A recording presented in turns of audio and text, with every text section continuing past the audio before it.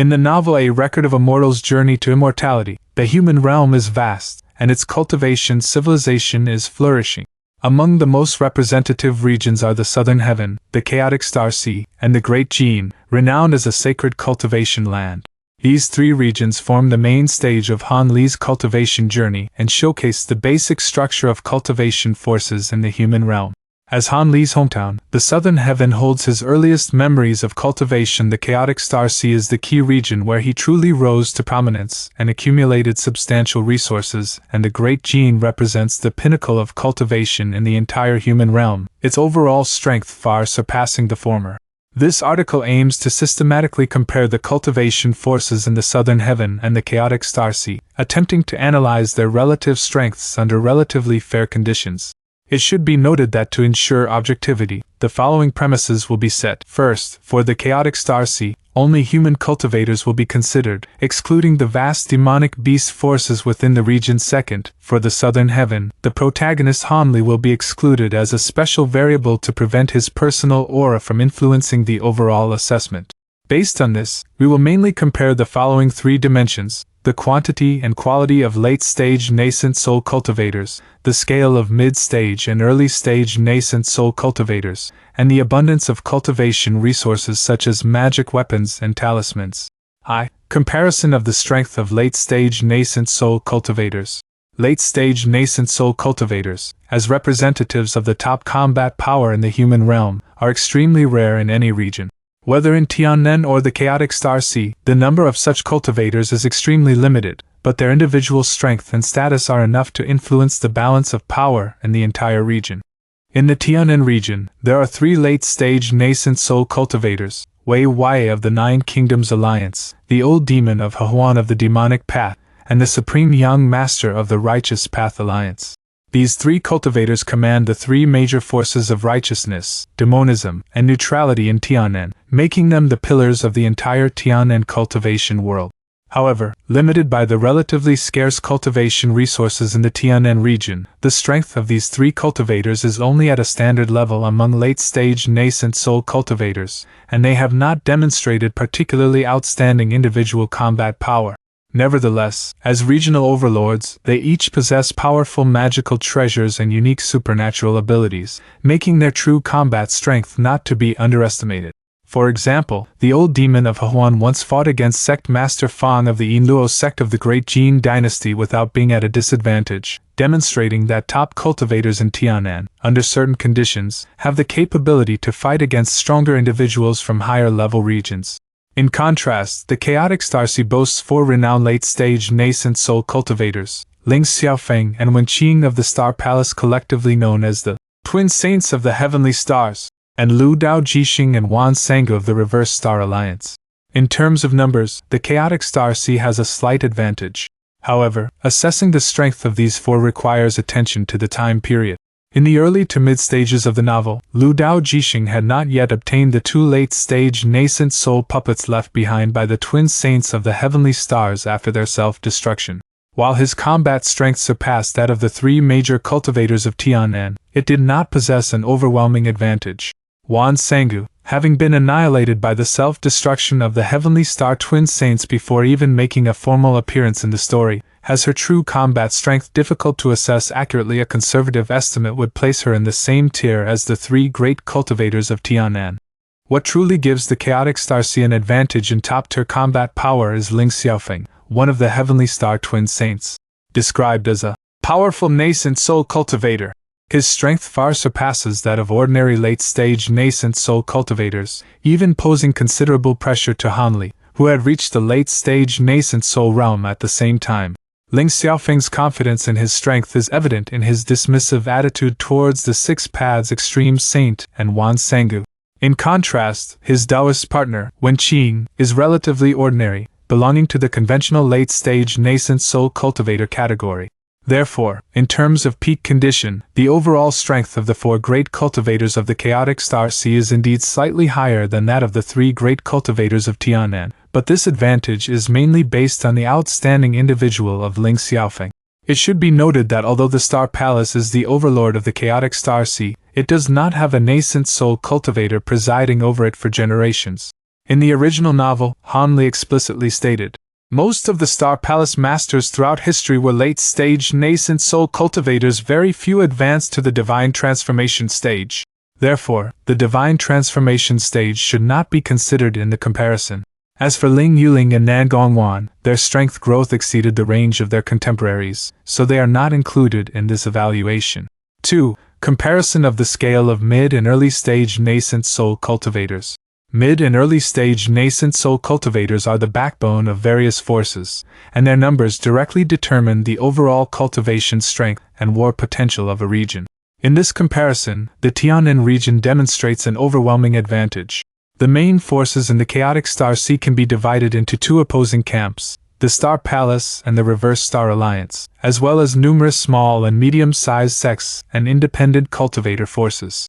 According to the novel, the Star Palace possesses fewer than 10 mid-stage nascent soul cultivators and approximately 20 early-stage nascent soul cultivators. As its old rival, the Reverse Star Alliance has roughly the same number of nascent soul cultivators. Combined, the total number of early and mid-stage nascent soul cultivators in the two camps of the Chaotic Star Sea is approximately 50 to 60. In addition, the Chaotic Star Sea also contains a series of small and medium-sized forces such as Night Dragon Island, the 4 Great Merchant Alliances, the Succubus Sect, the 3 Immortals Sect, Extremine Island, and the 6 Linked Palaces. These forces are limited in size, typically possessing only 1 or 2 nascent soul cultivators.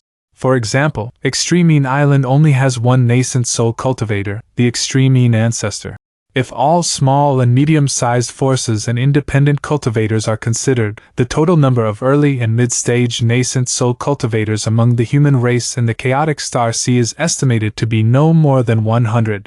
While there are a few outstanding individuals, such as the Barbarian Beard and the Blue Clan Twin Demons, who are strong in the mid-stage nascent soul realm, their overall numbers are limited.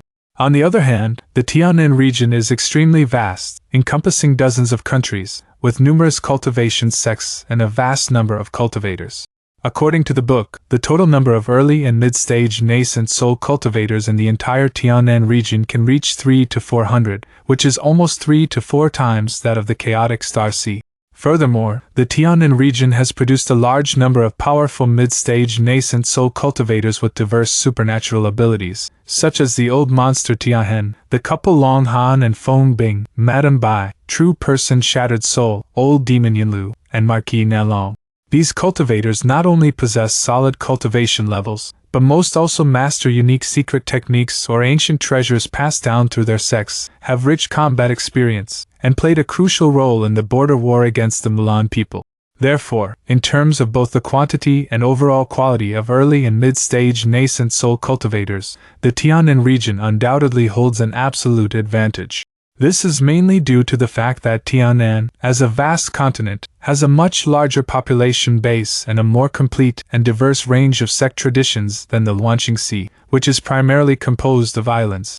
3. Comparison of cultivation resources such as magic treasures, talismans, and arrays. A cultivator's combat ability depends not only on their own cultivation level but also on the external resources they possess, such as magic treasures, talismans, and arrays.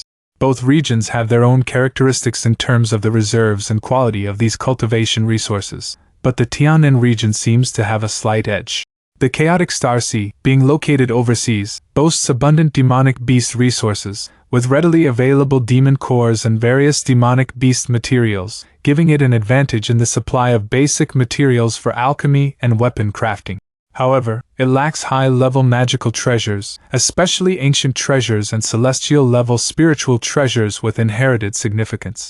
While the Star Palace has a long history, it doesn't possess any true celestial-level spiritual treasures, and there are no records of even imitations.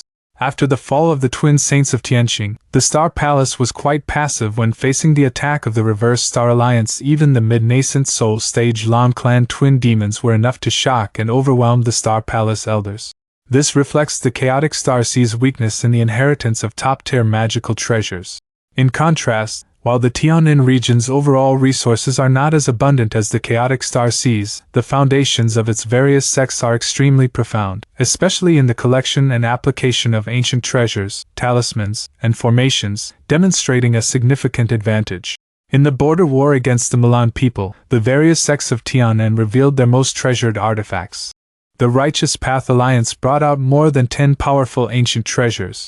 Among them, the 7 true immortals, with the combined power of these 7 ancient treasures, were able to briefly contend with the Milan sacred bird, which possessed the combat power of a nascent soul cultivator.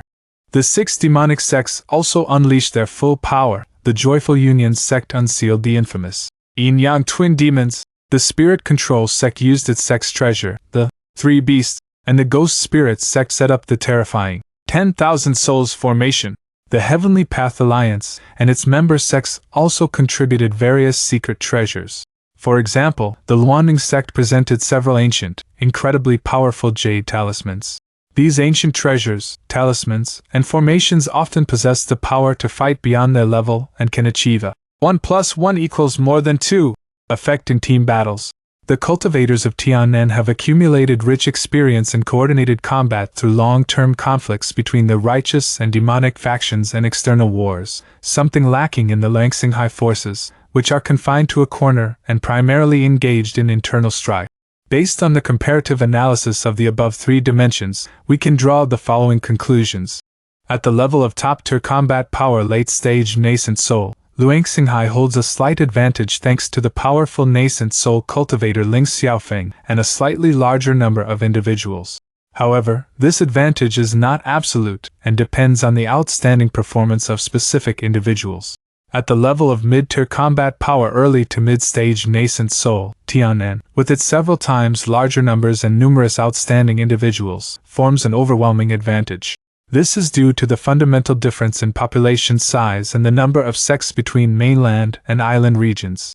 At the level of cultivation resources, magic weapons, talismans, formations, Tiannan, with its profound sect foundation and rich ancient treasure inheritance, has a superior advantage in high-quality combat resources.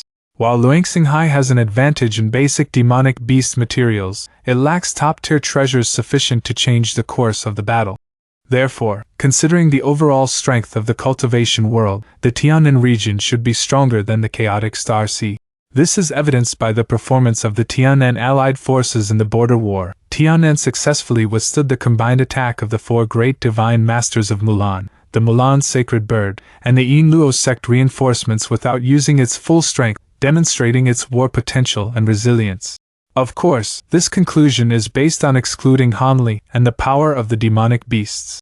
In the original novel, due to Han Li's personal factors and the immense power of the demonic beasts in the chaotic Star Sea, the situation in both regions was more complex.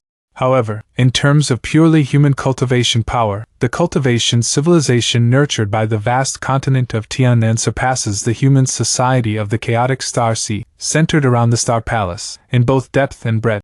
Finally, it should be noted that the balance of power in the cultivation world is not static. It is influenced by multiple factors such as resources, inheritance, opportunities, and even the fortunes of the era.